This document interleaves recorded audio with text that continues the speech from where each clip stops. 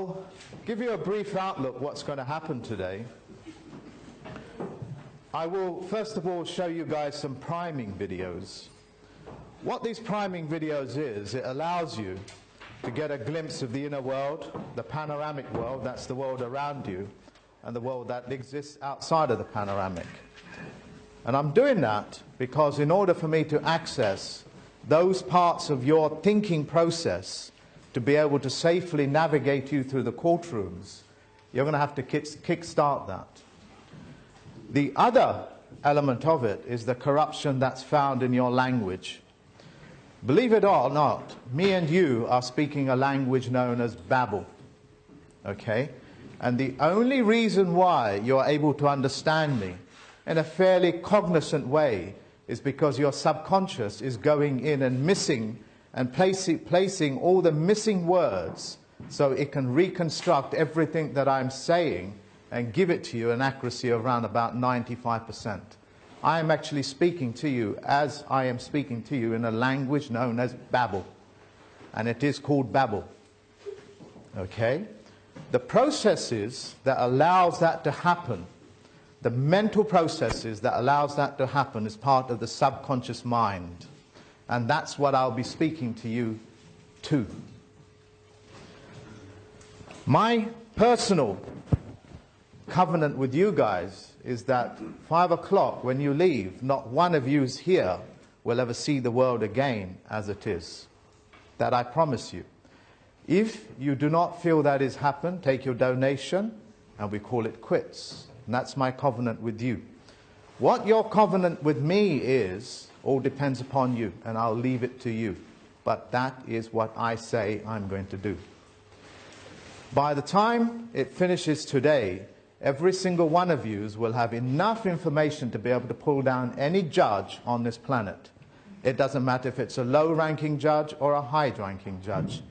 You will be able to keep him at check at your worst case scenario and dismiss him in the best case scenario, or as a desired scenario, hold him to become a duty-bound, honor-bound fiduciary. Okay?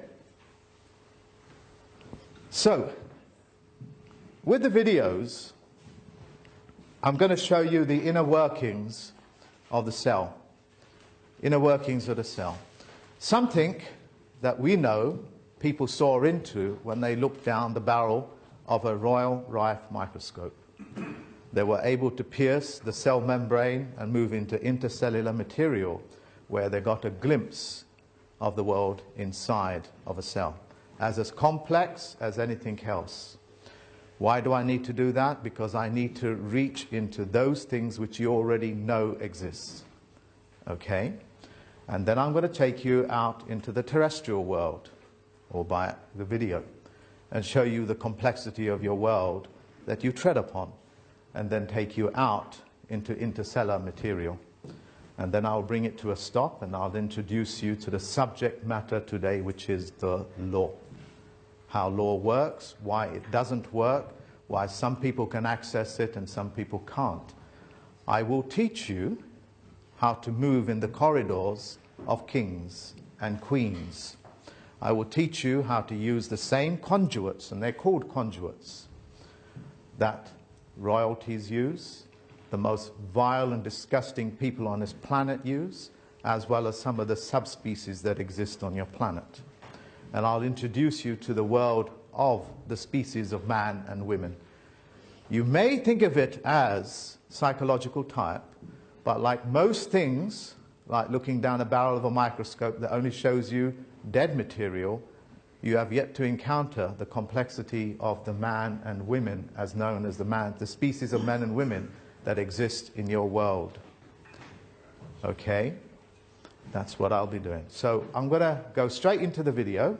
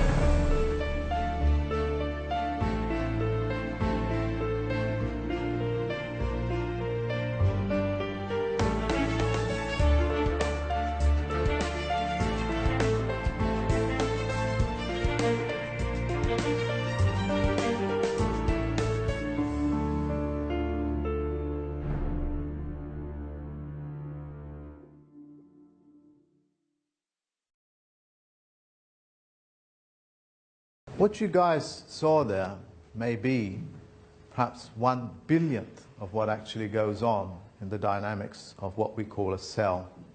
Just probably 1/100000th. That's just my guess.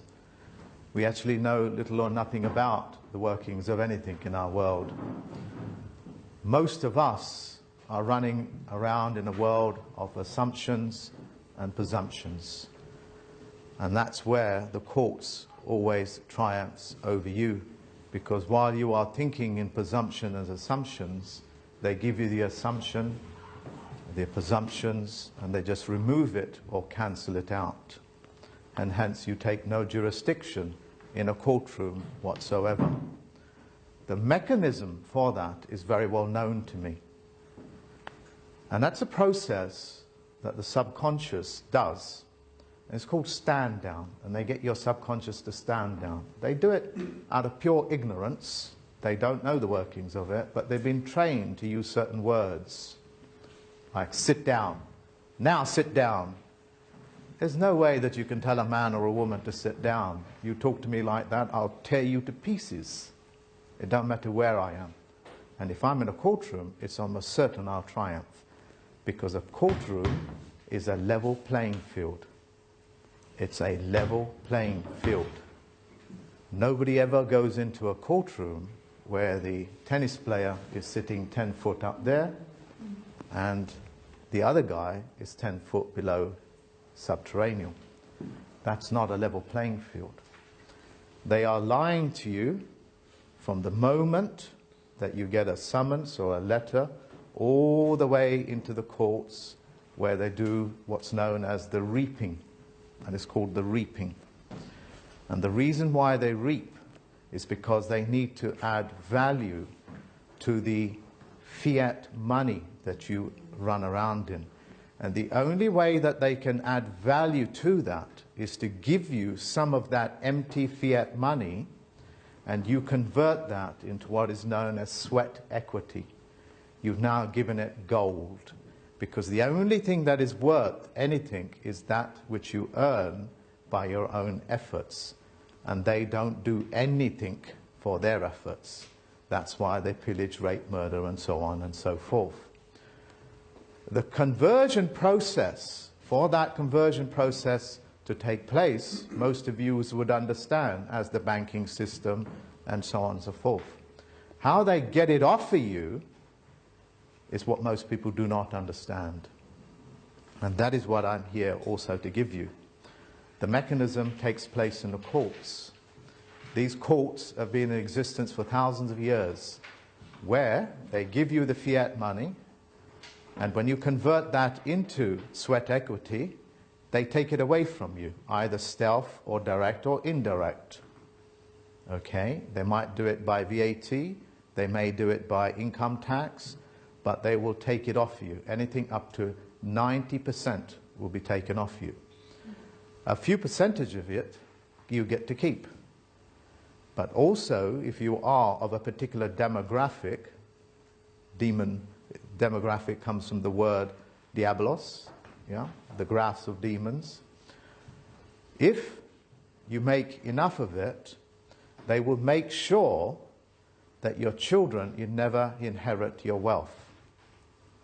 Because if your children inherit your wealth, they will not be able to get the child to work. So they'll strip it from you. The mechanism to do that is very well known. You guys all know it. It's called inflation deflation. Pumping up the economy and then removing the fiat currency where the money circulation is poor. That's one of the mechanisms. The courtrooms are used as a conduit to remove what's known as commercial energy out of you and pump it into those places where they don't have commercial energy, whether that be the Regis, which is the Queen, or the Vatican, or the IMF family. Okay? Those are the mechanisms. Now, I'm going to show you another video. This video is about the terrestrial world. This is a world that you guys walk around in, how beautiful it is. And yet very few people have access to it. 99% of the world population don't have access to their own lands, let alone the things that they grow from it. Yeah? So the reason why I'm doing that is to give you a grasp of how much is actually missing out of one's life. And yet, it's just there, sitting right there. Okay? The other reason why I'm doing that is to be able to drive home the fact that you guys are being raped. You don't see life, you don't get to hear life, you don't get to talk about life, and you never take possession of your own lives. They make sure of that. But by 5 o'clock, that ain't going to happen. No more.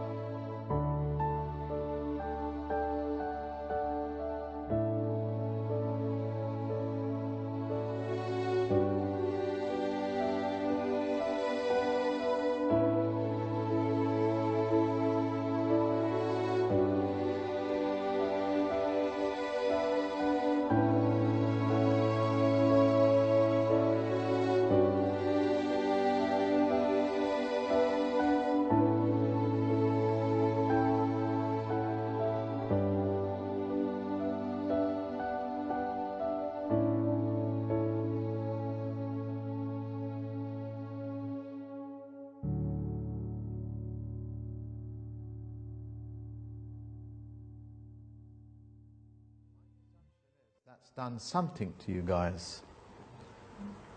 My ambition is that it's opened you up to let you know that with all this knowledge, nobody here really gets to keep what they make. They're not in possession of their own thoughts. They're not in possession of their own bodies. You don't get to inherit your own wealth, not from your parents, from your grandparents, or anybody else. You don't ever get to speak about the here and now jurisdiction. You express opinions in the past and in the future, but your language does not facilitate anything of a here and now jurisdiction. I'm sure not a single person here has the ability to speak in the here and now jurisdiction. You won't be able to do it. The reason why is because your language is engineered in such a way that you only ever are speaking something in the future. Sorry, that's the future there. I sometimes get confused which direction it is in. You only get to speak in the future, and as we all know, every single person here is an expert in the future, even though they have no possession of it and do not know what's going to happen the next second. And of course, as I meet historians and 1,001 other people that have read books and so on and so forth, they are experts on the past. They can give me a minute-by-minute account of what happened to World War II, what the temperature of the coffee of Mr. Hitler was, and so on and so forth. And they cannot tell me a single thing, not a single thing, what is happening in the here and now jurisdiction, in the first-hand knowledge, first-person knowledge.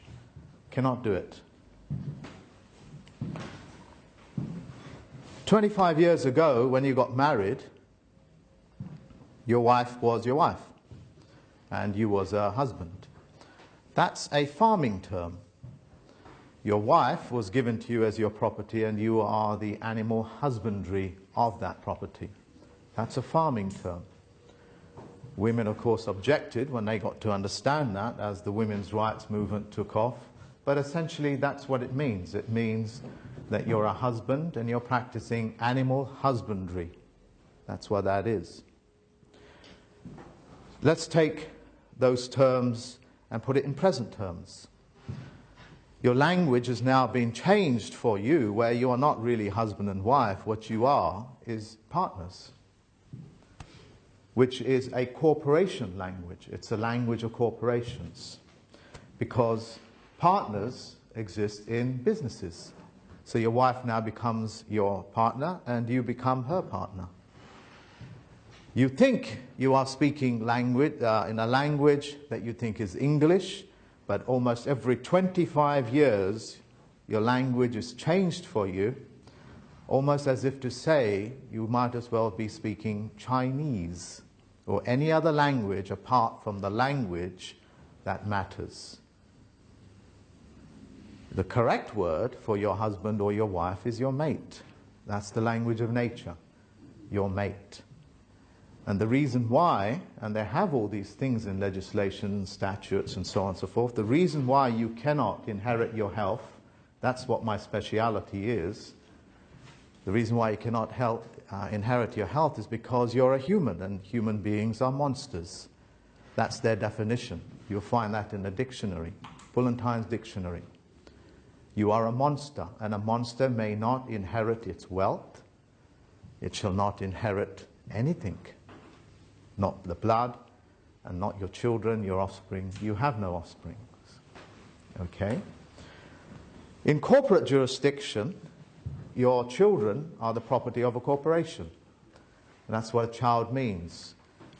Yeah? That's why if you take the child out of school without the corporation's permission, they fine you. Just as a factory worker would be fined for breaking, shall we say, factory laws. Essentially, the land that you're living on at the moment is the law, or known as the policies, of, let's say, Ford Works. Yeah, that's what that is. You have no access to law. You don't have access to anything except mitigation of policies. So when you go before a court, it's usually, the court is a corporate court. In a magistrate or any other court, it's usually a corporate court. And they treat you like an employee. Yeah? which is whatever the policy of that day is of that factory floor, is what you're given. And it is about money. It's about exchange of your sweat equity to remove it, so you are always kept in perpetual work. Okay?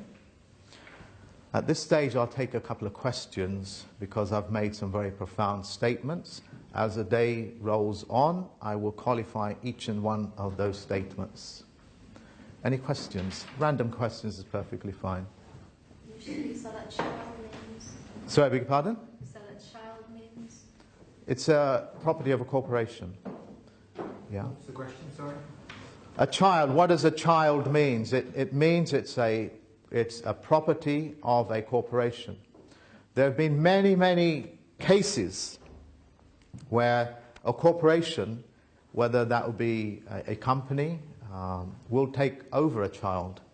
Yeah. A very famous case was twins. The advertising agency used those twins and then just claimed that twins as their own. And the parents couldn't get it back. They could not get it back. And after 25 years, they managed to get the twins back, but under terms and conditions. How does this happen? How does this happen?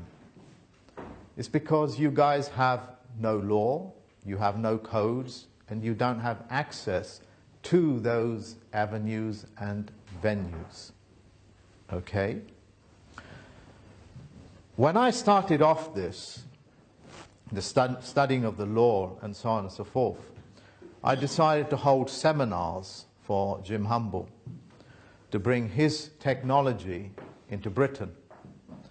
And I knew the moment I did that, the newspapers, the pharmaceutical industry, which are exceptionally vile, they have a history, and their history, this is the pharmaceutical industry, their history is in the Dark Ages, when they burnt all the witch doctors and the witches and so on and so forth. They weren't witches, they weren't doctors, they were healers. And they took over their industry. Something that they do to this day is just that you don't know it. Because in those days it was acceptable priming to say these people were witches and possessed of demons and so on and so forth, because they always was healthy in times of hardship and so on and so forth, because they knew how to look after themselves. So the nation was primed to believe that they were witches and so on and so forth. Yeah, and very easy to burn. It is incredibly easy to convert anybody into believing anything. That is why the stratification of beliefs in your world is so absurd that human beings, which means monster, will go to any lengths to practice their beliefs and any length to protect those beliefs. You just name one and you'll find a particular point in history, not so far away, where that's what they've practiced. It doesn't matter what it is, however absurd it is, it's happened already. That's the length people will go to protect their beliefs. Okay? There is a reason why for that. The people that run your secret societies, the head of the Freemasons, what's known as Master Masons, and there are many others as well. Jack Otto wrote about a particular group of them. Look it up, Jack Otto, in his book, World War III. Okay? What they do is these are the people that engineer your language. And that language is so very, very important. The reason why it's so important is because this is what enables your mental processes to take place. Okay? I'm going to put a full stop to that, and I'm going to come into an analogy. This is a hardware, and I'm going to liken this hardware to the hardware in your brain system, the CPU of your brain system. Okay? Like for like. What creates this laptop? What gives it animation? Okay? is the operating system. To bring that hardware, that static hardware, life, give it life as it were, it needs an operating system. That operating system in this particular laptop is called Ubuntu. And I can't pronounce it properly, but one of you can probably help me pronounce it. Ubuntu. Thank you very much. I always call it Ubuntu. I don't know why, but it just rolled. That's what I call it. That's something else. That's what this operating system is. It takes up a very small percentage of the hardware in there. A very small percentage as opposed to the rest. And it works seamlessly. It requires no antivirus, no malware, no nothing. It's hack-proof, and nothing can get into it because it's worked on a kernel. A kernel that's mathematically sound.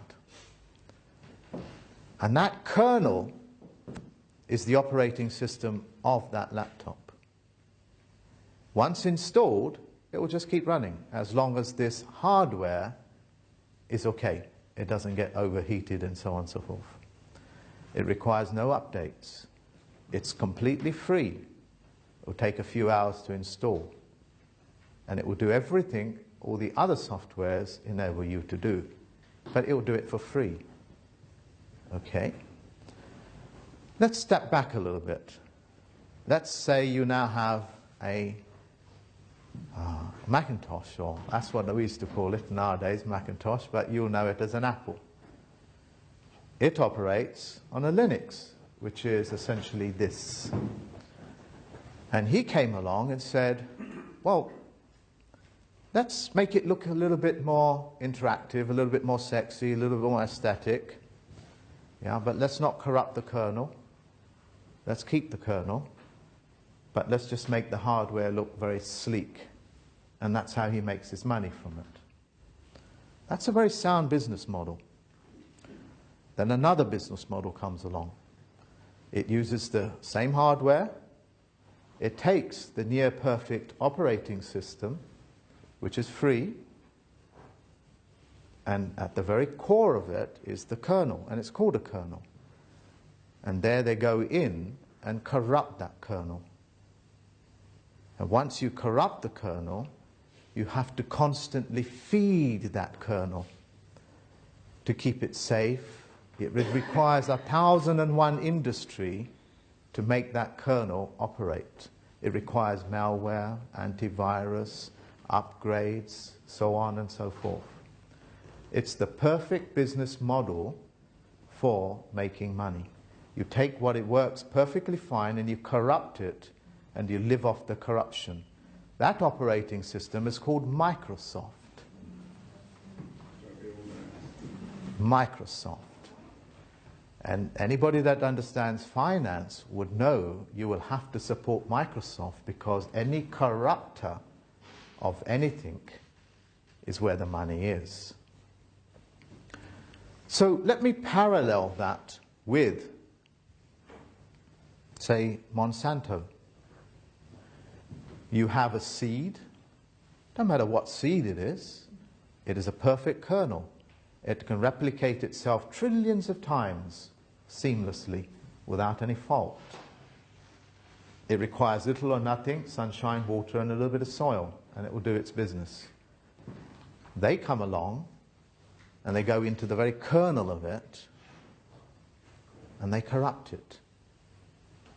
And it requires 1,000,000,001 industries to support the corruption of it.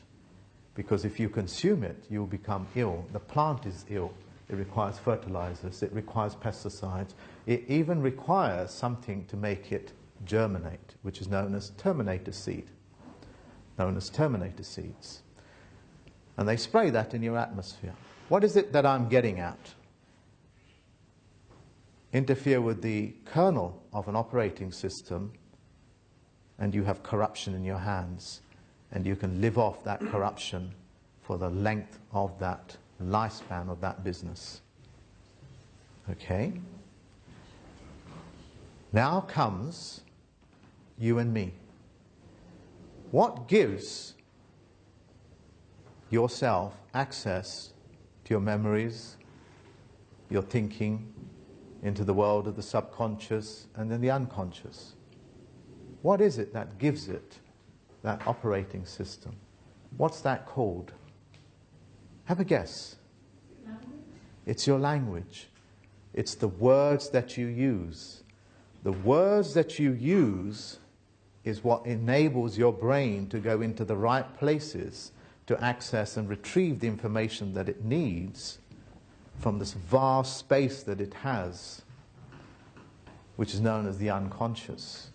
It will retrieve that and bring it out for you, and it will show you the answer.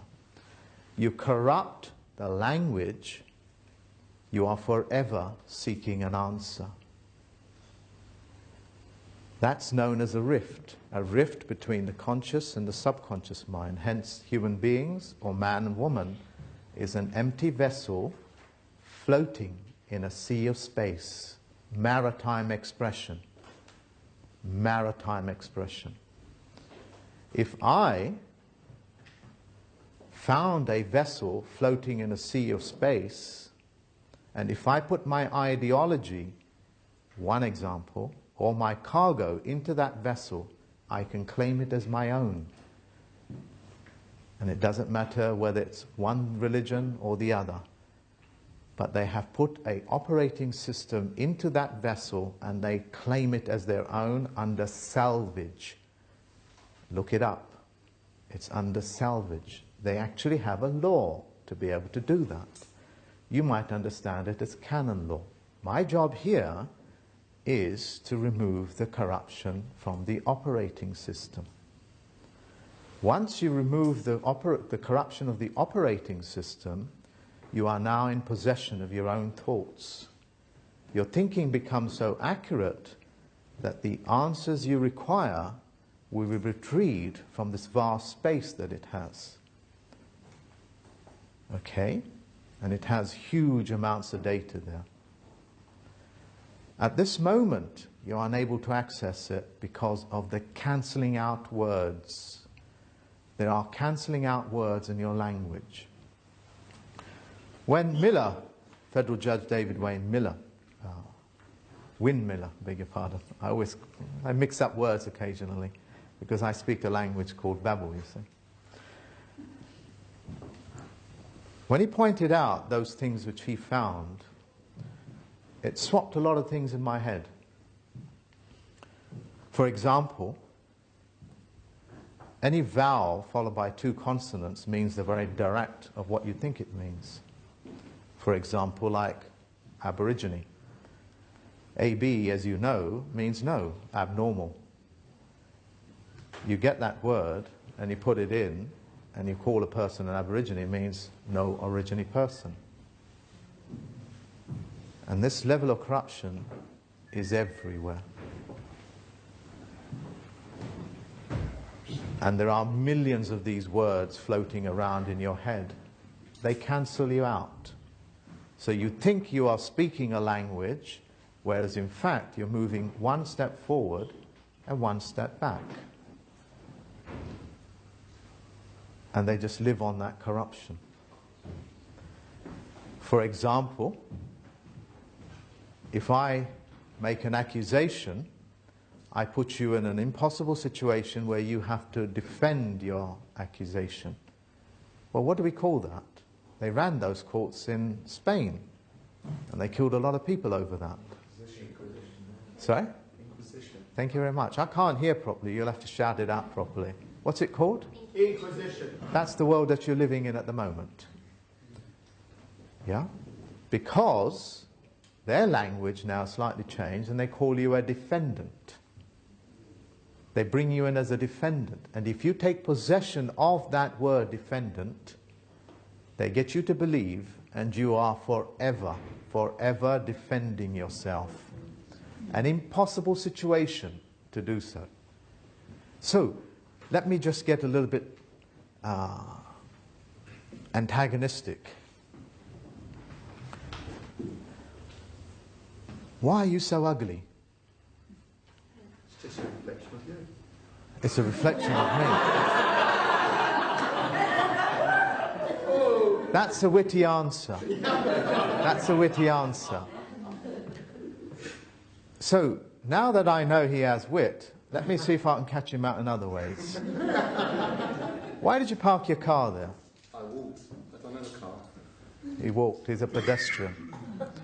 I can't place any claim upon him because he's really quite good at deflecting me. That's called deflection. He's using deflective techniques. Okay? Next one. So, if I send you a parking ticket and I say you owe us £50 for parking here,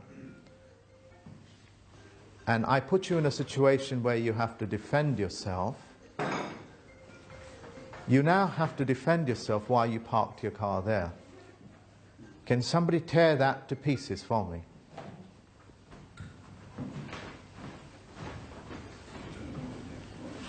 Sorry, Mark, could you repeat that, please? I sent you a parking ticket, Ray. You parked your car outside of your house where it's a double yellow line because I put that there last week. Okay? You owe me 50 quid for it. Can you defend yourself, please? Why did you park your car there? It's a double yellow line. Are you actually parked? Sorry? Are you actually parked? Sorry? Are you actually parked? Are they putting a label on you that might not be true? Are you assuming you're parked because you stopped? Yeah. They're letting you take presumption. Letting you take jurisdiction of your presumption. Because parking means to leave your car and go. That's what parking means. So if they pull you over and they accuse you of parking there, no, I stopped there. And as the judge of this vehicle, because that's what your license allows you to do, navigate maritime expression, it is you, with your own volition, your thinking, have stopped there. And you don't have the right to question me, because I'm the judge of this vehicle. Go away. You're no longer a defendant. You're in possession of your own mind. You know there's the difference between a parking and stopping. That type of questioning is known as a leading question. It's a leading question. I'm not actually asking you anything. I'm actually telling you, and then putting you in an impossible situation where you're defending yourself. So, when I draw up my papers for people, this is what I do. I say, he who makes the claim provides the evidence. He who makes the accusation provides the evidence. He who makes the statement qualifies their statement. Full stop. And that full stop is very important. Because if you are not in possession of your own thinking, you're constantly running in your mind and justifying your position. Who am I? I'm a man, full stop. If you want to make a claim with me, show me the evidence, full stop. One sentence, one meaning. One sentence, one meaning. And every sentence must have a fact. If I make an accusation, I must provide the evidence or leave. Okay? Full stop. And that full stop in your thinking process is very, very important. It is so important that if you ever try to justify your position, I've got you, because that's called mitigation. Because if you mitigate as to why you are doing the things that you're doing under your own judgment, that means you're not a judge. You don't have the capacity, the facility to be able to think in your own mind that you're a judge. Okay? Means that you are not in possession of your own thoughts. So, those people that have gone into court will know, if they're gone in conventionally, with the assumption that the judge is there for their benefit and the benefit of justice, you will quickly know when you come out you've just been raped, You've just been buggered. I think it's one and the same word. You have been damaged. You have been anything but what you thought you went in for. And you thought the judge was there to create a level playing field where you're going to have equal rights, where you're going to have equal time, and they're going to make sure that everything is safe for you. That doesn't happen, does it? It never happens. One of the tricks that they use to be able to move you out of your frame of thought is an interruption. It's called an interruption. It was taught to them by these NLP, whatever you call it. NLP started off as a really good stuff to help people, yeah, to develop the person, the man, the woman. But they use it to interrupt. One of the ways that they interrupt your frame of thought is just simply go like this. Or to intimidate you, security. Yeah? Or to get their gavel and smash it on the table. All this is a facade. If there is an element of fear in you, it will grip you. Yeah? It will grip you. And then, of course, you're no longer in possession of your own thought and your own mind. And then they got you. So, what is an interruption? How does it work on a psychological level? How does that work? How many of you, by the way, have seen some of my presentations? Hands up, please. Well, thank you very much. All right. So one of the things I do there is I draw a box, an ordinary two-dimensional box, and I get everybody to look at it. Yeah? And I say to you, keep looking at it, it'll change direction. That's what happens, doesn't it? The box changes its elevation, whether that be a side elevation, left elevation, or right elevation, but it changes dimension. Your brain's ability to be able to sift through, to be able to turn the image around for you to get another elevation to it, is the activity of your subconscious mind. When that happens, it swaps. And that's called a trance state. If you catch a person while that's happening, you can put them into a subconscious state. You can hypnotize them like that. Click of a finger. Yeah, very easy to do.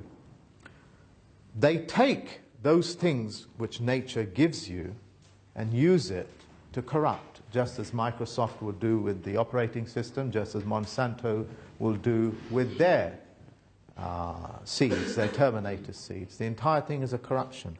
And they're able to do that because of the constant lying that they perform on you. Constant lying. So when that box is changing, you're now seeing things in a different way. Now let me give you an example. You are making a statement, you are making a case with me. And you put your case really quite beautifully. And you've got me to see exactly what you want me to see. Guess what I do? I come along and interrupt his train of thought. It just swaps, just as that box swaps. Now he's talking about something else. And I can do that verbally, or just by giving you the impression the case is dismissed. Nothing of the sort has happened. These are purposeful disruptions that they place upon you in order to take away your frame of thought. Okay? Everybody up to speed as to what I've just said? When they do things like that to me, I get a little bit cheeky. I become witty. And I say to them, because I know what that courtroom is, I say to them, do you require help with your binding? I have some maritime rivets here. Would you like to bind your documents together? Like I have. And I'll show it to them. Yeah, I perform the same trick. Because I'm like that. I'm a bit cheeky. I like cheeky things. Because I'm not frightened of them. The reason why I'm not frightened of them is because, thanks to David Wayne Miller, windmiller. He taught me the bureaucracies to be able to safely navigate your way into any courtroom, and it doesn't matter which courtroom, because all courtrooms on this planet are one courtroom. They are one.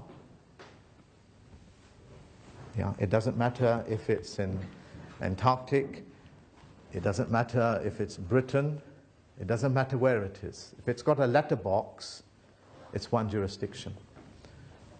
Okay? So the bureaucracy that allows me to safely maneuver into their court and say what I need to say in a dignified way, with a little bit of witticism, because you like to have a little laugh and joke as well, and to be able to safely move myself outside of the court, where I'm not going to be threatened with security, which they can call, and I say, well, thank you very much for the security. Thank you very much. I will use them when I need them. That tells them, you are not in control. I am in control of this. Full stop. Yeah? The bureaucracy is very simple.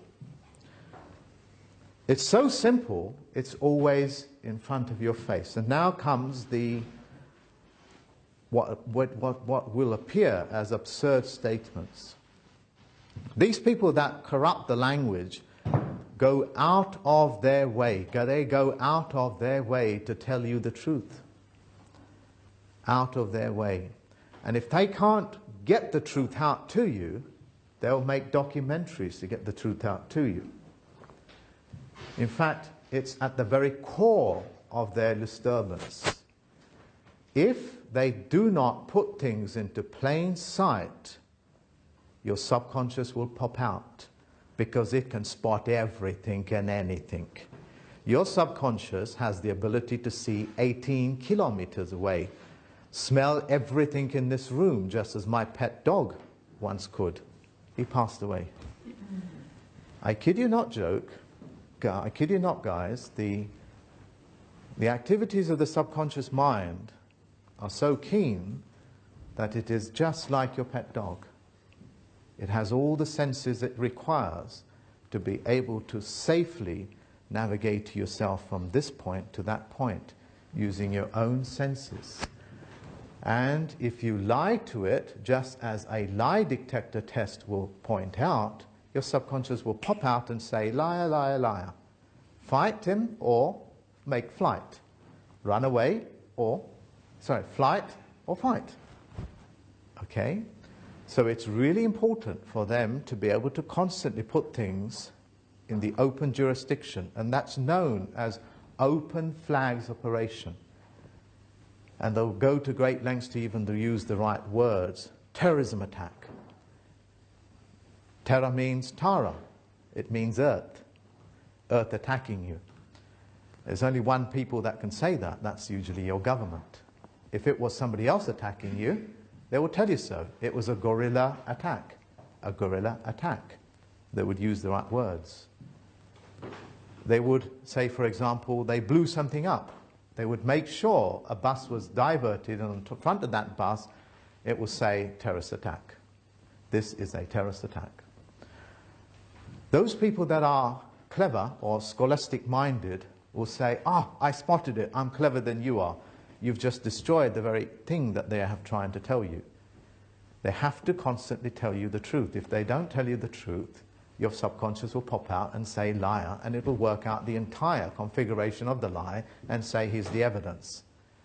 Now you're convicted by your own hands. Now, the reason why I can get away with the things that I do, and nobody really attacks me, not the courts.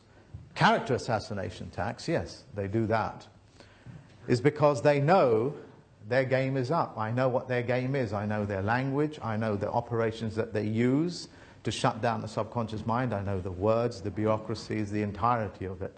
I know it so well, I can refine it for them if they want. That's how well I know it. Yeah? I knew I had to protect myself. Okay, so I learnt their law, and I learnt it 1,000 times better than they know it. 1,000 times better. That's quite easy to do. Because it's a bloody lie. It's a lie. You have law, but you don't have access to law. I know what the law is, and it's about an A4 piece of paper. How long does it take me to read that?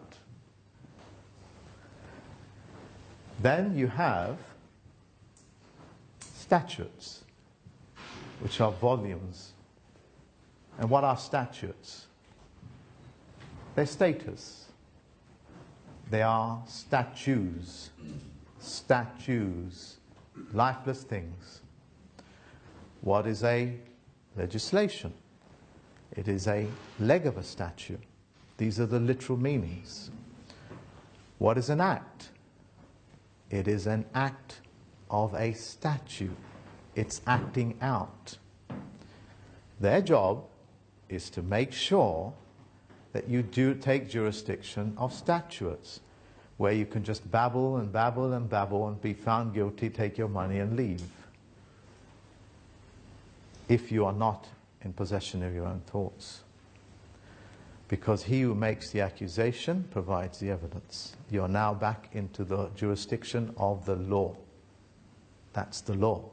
I can't come along and say, you owe me £500. Where's the evidence for it? I need to show contract has taken place. That contract doesn't exist. The claim has to be vacated. Does it not? Agreed? Yes. Unless he is silly enough, and he is very silly, he writes back to me and says, well, I don't really owe you £500. As far as I know, it was never £500. He's just made contract with me. Now we go to court as to how much I'm going to get out of him. That's called contract. So I say to him, he owes me 500 quid, judge. I want that 500 quid, and I want £150 for being here, and cab fare and so on and so forth. It's now 250 on top, so it's 750. Because he was silly enough to make contract. The rest is now just mitigated until he puts a full stop to it and says, he who makes the claim provides the evidence. So what are you talking about there, Mark? Are you talking about a counterclaim?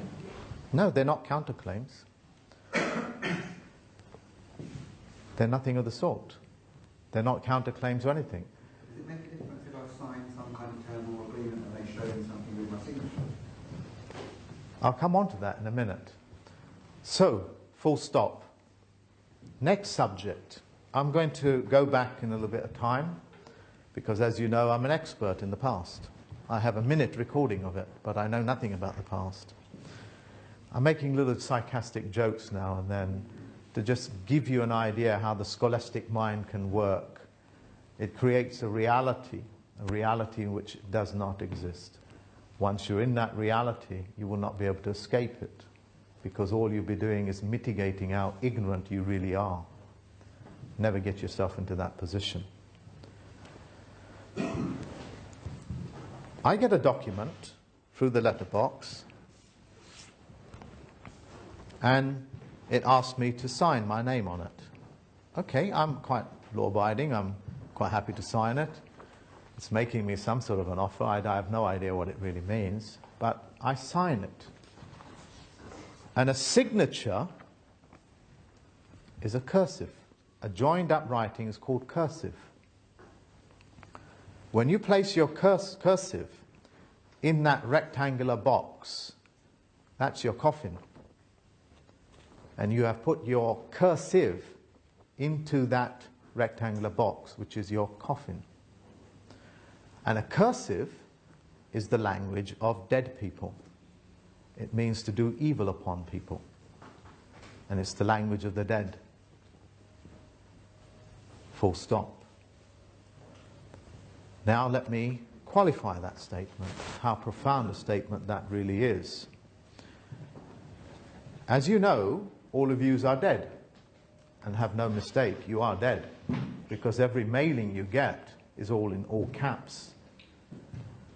You are all caps. You are dead people, just as in a gravestone. Yeah?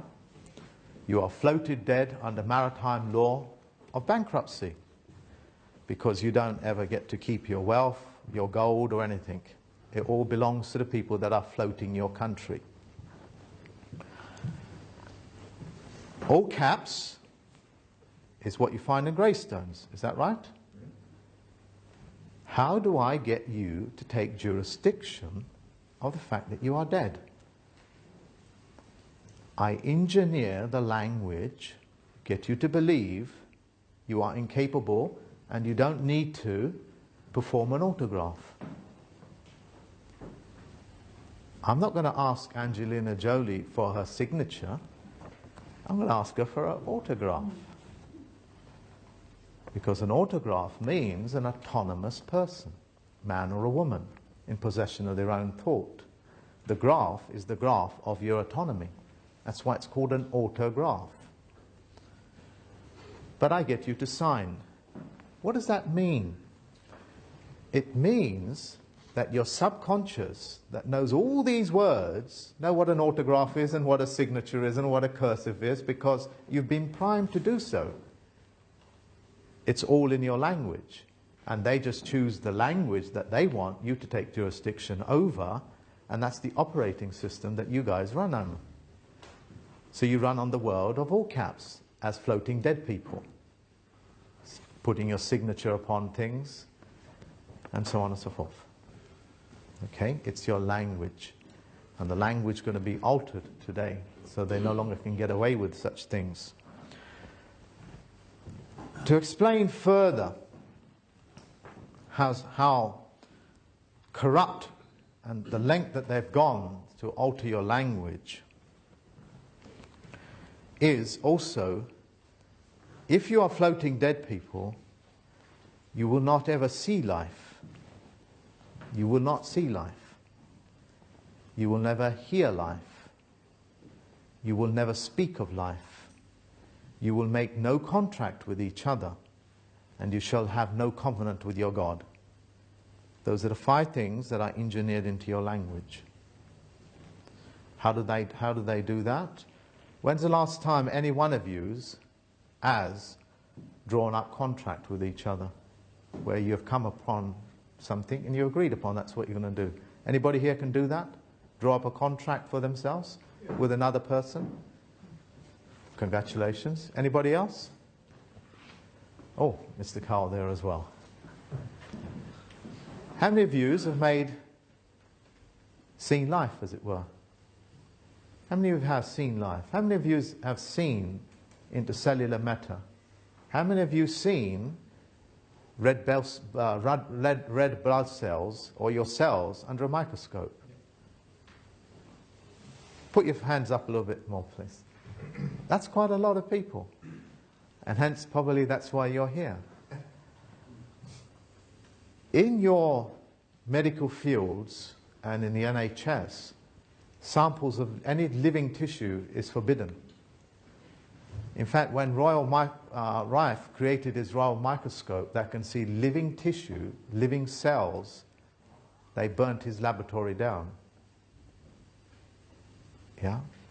It's really quite important for them that you never see life, because if you see life, your subconscious kicks in. Wow. It kicks in. How many of you think, for example, that the Earth is a greenhouse floating around in space?